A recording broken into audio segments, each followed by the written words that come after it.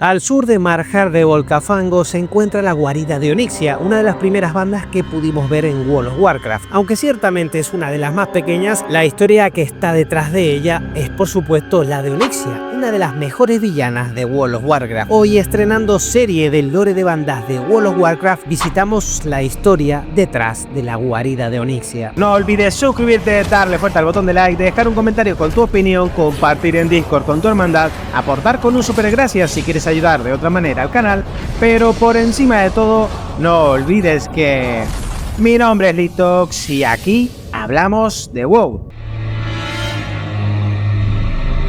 Poco después del final de la Segunda Guerra, A la Muerte regresó a su guarida. La derrota de la Horda también implicaba la derrota del Aspecto Oscuro, pero al menos había obtenido algunas cosas positivas. Gran parte del vuelo rojo, incluida Alexstrasza, continuaba bajo su control parcial, gracias a los Fauce Draco. Los demás aspectos aún no se atrevían a plantar cara a los orcos, pues la mayoría temían caer ante el alma demoníaca y sufrir el mismo destino que Alexstrasza, y los reinos humanos apenas empezaban a recuperarse de las numerosas pérdidas de la guerra, que comenzaron a generar las primeras tensiones políticas. A la Muerte decidió tomar de nuevo forma humana para influir en las decisiones de la Alianza frente a estos hechos, una táctica que ya había probado con gran efectividad durante la Primera Guerra. La manipulación interna en las decisiones de los humanos sería clave para la destrucción de los mismos y para la obtención de poder dentro de la facción. Después de todo, una acción directa sobre los acontecimientos haría sospechar con toda seguridad a sus hermanos y hermanas. Una de las aristas de esta crisis de la Alianza fue la traición de Alterac, y se debatía sin tregua sobre si el reino merecía un castigo o incluso si merecía continuar existiendo. Fue así como La Muerte adoptó forma humana y se hizo pasar por un tal Lordaval Prestor, una suerte de noble venido a menos y por supuesto primo lejano del rey Perenold. Bajo esta identidad acudió a Lordaeron, donde estaban teniendo lugar las conversaciones sobre estos asuntos.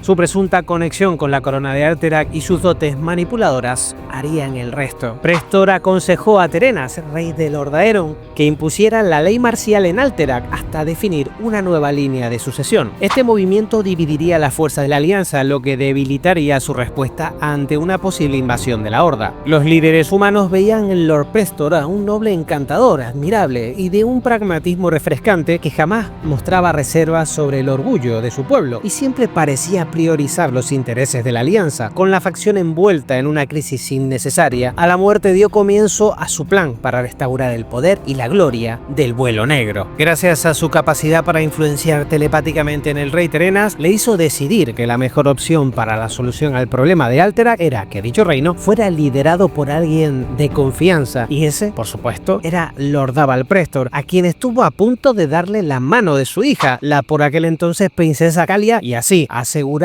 una alianza entre el reino de Alterac y el reino de Lordaeron. Así, durante mucho tiempo logró generar desconfianza entre los reinos, lo que hizo que, por ejemplo, todos comenzaran a recelar de Dalaran, el principal enemigo de A la Muerte. Pero todo se torcería después de la batalla de Grim Batol. Tras su derrota, A la Muerte se vio obligado a huir a Infralar para tratar de recuperarse desde allí, y con él se fue la influencia de Lordaval Prestor, que por supuesto desapareció sin dejar rastro. Con este impecable plan del Aspecto Oscuro pudimos ver cómo esta estrategia fue efectiva y no estuvo tan lejos de salir bien. De hecho, a pesar de la desaparición de la influencia de la Muerte, las relaciones entre los reinos humanos continuaron deteriorándose. Fue así como tras la partida de su padre, los gemelos Onyxia y Nefarian tomarían el testigo para tratar de hacer resurgir al vuelo negro. Nefarian tomó el aspecto de un humano llamado Lord Victor Nefarius y logró hacerse con el poder en Montaña Rocanegra para así esclavizar a los orcos y que estos fueran parte de su nueva fuerza. Por su parte, Onyxia tomaría su forma humana, una forma humana que por supuesto había sido calculada teniendo en cuenta el entorno de varones donde se iba a mover, y se haría pasar por otra miembro de la casa de Prestor. En este caso se llamaría Lady Catrana Prestor y decidió expandir su influencia, pero esta vez en el reino de Ventormenta, donde se infiltró en su corte real y trabajó para entorpecer y manipular todo lo relacionado con la reconstrucción de la ciudad. A esto hay que sumar que también puso en entredicho el alto costo de los campos de internamiento orcos, los cuales desde el principio habían supuesto un alto costo asumido por todos para mantener vivas a las bestias que habían provocado guerras y sufrimiento. Cuando Thrall logró hacer escapar a su pueblo, los campos de internamiento fueron destruidos y las dudas ya instaladas dieron más valor a la opinión de Lady Catrana. Todo ese dinero para encarcelar a los orcos había sido absurdamente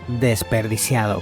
Así que, ¿cuál era el propósito de pertenecer a una alianza tan frágil? Amén, por supuesto, de otros motivos particulares de cada reino, un gran efecto dominó comenzó con la salida de la facción de los elfos nobles de Quel'Thalas, a las que pronto le siguieron las naciones humanas de Gilneas y Stromgarde, que por otro lado siempre habían sido partidarias de trabajar en solitario. Otros reinos, sin embargo, tenían claro que no dejarían colapsar a la alianza y reafirmaron su apoyo, entre ellos el rey Varian Green de Ventormenta, el rey Terenas Menethil de Lord Aeron, el Kirin Tor de Dalaran, el gran almirante Daelin Proudmoore de Kultiras, el rey Magni Barbabronce de Forjas y el manitas mayor Helvin Mecatorque de Nomeregan. Por supuesto, esto no agradó en lo absoluto a Lady Prestor, pues confiaba en que su plan diera finalmente con la desintegración total de la facción. Pero si las naciones iban a mantenerse vigilantes hacia cualquier tipo de amenaza externa, entonces Lady Catrana trataría de hacer tensionar a la facción desde adentro. Su discreta intromisión en la reconstrucción de Ventormenta dejó a la nobleza insatisfecha con el trabajo del gremio de albañiles, mientras que por otro lado los trabajadores estaban furiosos con una nobleza atrincherada en su postura de no pagar correctamente por su labor. Fue así como jugó a dos bandas, animándolos a reafirmar sus posturas, a luchar por sus reclamos y por supuesto a no comprometerse en lo absoluto hasta que cada parte no obtuviera lo que buscaba. Esta manipulación provocó una fuerte tensión política dentro de Ventormenta hasta que finalmente todo se salió de control cuando la nobleza anunció finalmente que no pagaría al gremio de albañiles por su trabajo. En este momento estallaron los disturbios liderados por un experimentado albañil llamado Edwin Van Cleef. Durante el caos, la reina de Ventormenta, Tiffin Green, fue asesinada. El rey Varian juró castigar al responsable y actuó con rigor hacia los alborotadores. Fue así como los albañiles huyeron de la ciudad y se escondieron en las áreas rurales de Páramos de Poniente hasta que la situación más o menos se calmó. Sin embargo, la furia tanto de Varian como de Van Cleef nunca menguaron. De esta manera, liderados por Van Cleef y apoyados en secreto por algunos nobles, entre los que por supuesto estaba Lady Catrana, formaron la Hermandad de los Defías. La muerte de su reina hizo caer al rey Varian en una profunda depresión que fue, por supuesto, aprovechada por la dragona durante la Tercera Guerra. Sin embargo, a medida que pasaba el tiempo y su pequeño hijo Anduin crecía, se fortalecía el lazo entre los dos y poco a poco Varian parecía empezar a salir adelante, lo que provocó un menor control de Lady Prestor sobre él. El tiempo pasó y con él cayó el reino de Lord Aeron, que junto al aislamiento al que también se había sometido Kultiras, había upado como potencia al reino de Ventormenta, que sería ahora el nuevo bastión de liderazgo y resistencia para la humanidad. Por supuesto, los planes de Onyxia no habían cambiado en lo absoluto y su lenta pero paulatina manipulación era un proceso seguro e irremediable. Pero tras la Tercera Guerra, Lady Jaina invitó al rey Varian Green y al jefe de guerra Thrall a una cumbre diplomática en Theramore y así encontrar una solución a las hostilidades. Fue así como los Defías supieron de primera mano sobre dicha misión encabezada por el rey. Durante el viaje emboscaron la embarcación, asesinaron a toda la tripulación y capturaron a Varian para llevarlo a la lejana isla de Alcas, frente a las costas de Marjal Revolcafango. Aquí, Onyxia los estaba esperando. Mediante un oscuro ritual logró dividir en dos al espíritu del rey Varian. Por un lado, había creado a un Varian que poseía todas las características que le permitían desafiarla, su fuerza, su determinación y su voluntad indomable. Por otro lado, el otro Varian sería un cascarón manipulable que seguiría siendo ese Varian, regio y encantador, pero avaro y responsable y sobre todo fácilmente influenciable. Una vez divididos, Onyxia pretendía asesinar a esa parte luchadora de Varian. Sin embargo, antes de que pudiera matarlo, fueron sorprendidos por unos nagas. Los dos Varian aprovecharon la pelea para liberarse. Si bien la parte débil cayó al mar para posteriormente ser secuestrado por los nagas, Onyxia tomó su verdadera forma y trató de asesinar a Varian con una potente llamarada. La astucia de este hizo que agarrara a uno de sus secuaces y lo usara como escudo protector ante las llamas. La dragona creyó que había logrado matarlo y se fue. El Varian Fuerte, por su parte, quedó rodeado por los Naga en la isla y terminó finalmente cayendo por un acantilado. Este lado indomable de Varian despertaría más tarde en las costas de Kalimdor sin saber cuál era su pasado y sería conocido más adelante como Logos, gracias a su increíble determinación y desempeño en las arenas de gladiadores y un periplo que poco a poco le permitiría recordar su pasado. Es de esta manera como llegamos a la historia de World of Warcraft en su lanzamiento. Un joven príncipe Anduin es coronado rey para tratar de calmar a las gentes, con Bolvar Fordragon y Lady Katrana Prestor como sus asesores, y la incógnita sobre el paradero del rey Varian, al que se le daba por muerto. Sería la dragona la que se encargaría del uso adecuado de los recursos del reino, tanto económicos como militares. Un poder que obtuvo gracias en parte a su manipulación sobre todos los que le rodeaban, incluido el propio Fordragon, a quien mantenía parcialmente bajo control con un poderoso amuleto. Esto provocó, entre otras cosas, que las regiones aledañas de Ventormenta como Crestagrana, Páramos de Poniente y el bosque de Elwyn recibieran menos ayudas de las que realmente necesitaban, por supuesto en beneficio de los de Fías, haciendo que las cosas se tensionaran con el poder central y por supuesto también allanando el camino de la misma manera a su hermano en las estepas ardientes. Si eres de esos que se preguntaba mientras leveaba en la zona de los humanos por qué a cada zona donde llegaban en Tormenta nunca ayudaba ni traía refuerzos, bueno,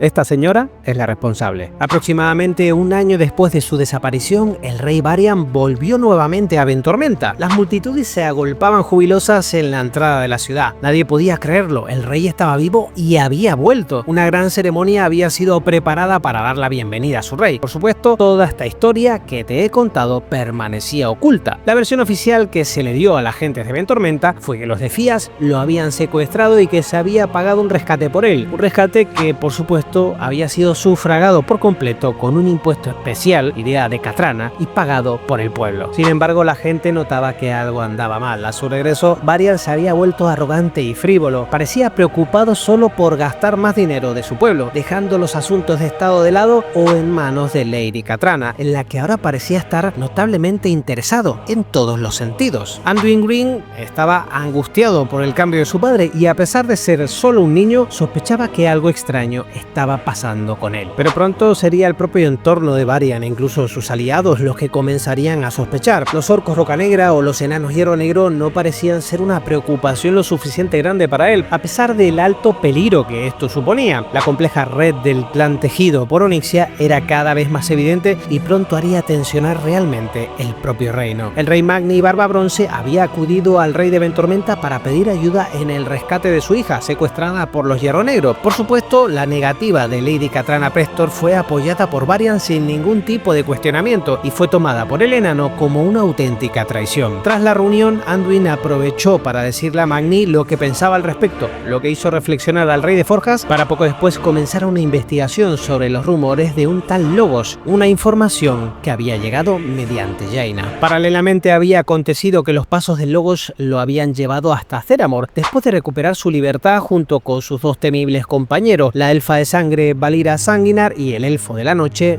Broll Manto de Oso. Es aquí donde, con la ayuda de Jaina y Aegwin, rompen el velo que impedía al verdadero Varian recordar quién era en realidad y finalmente tomar contacto con el rey de Forjas. Aquí las investigaciones del rey Magni habían dado sus frutos, sin embargo necesitaba pruebas. El mariscal Reginald Windsor, un legendario caballero de Ventormenta, había sido nombrado comandante de las fuerzas de la Alianza en las estepas ardientes hacía mucho tiempo. De alguna manera, tras investigar a la Horda Oscura que se parapetaba en Roca Negra, descubrió que Lady Katrana Prestor era en realidad Onyxia. En la búsqueda de evidencias, finalmente fue capturado y secuestrado.